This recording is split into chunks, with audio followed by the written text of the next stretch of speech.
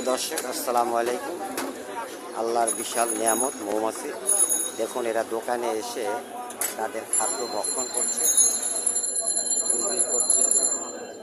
সব বিক্রি হচ্ছে, কলা, বিস্কুট, চা সব বিক্রি হচ্ছে। এখানে একটি মৌমাছি ফ্যাক্টরি আছে।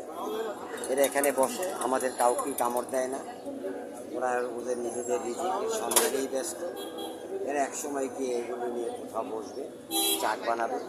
আমাদের সেবায় এরা এইসব কাজকর্মগুলো করছে।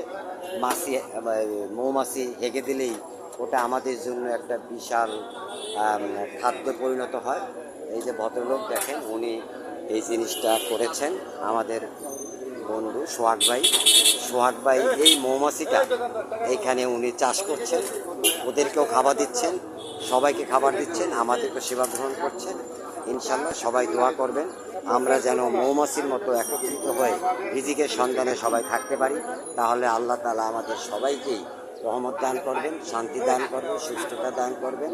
আমাদের পরবর্তী জীবন আরও সুন্দর হবে, এই প্রত্যাশা ব্যক্ত করছি। আসসালামু আলাইকুম। সাজ্জাদুর রহমান বাদল, আশ্রয় টেলিভিশন।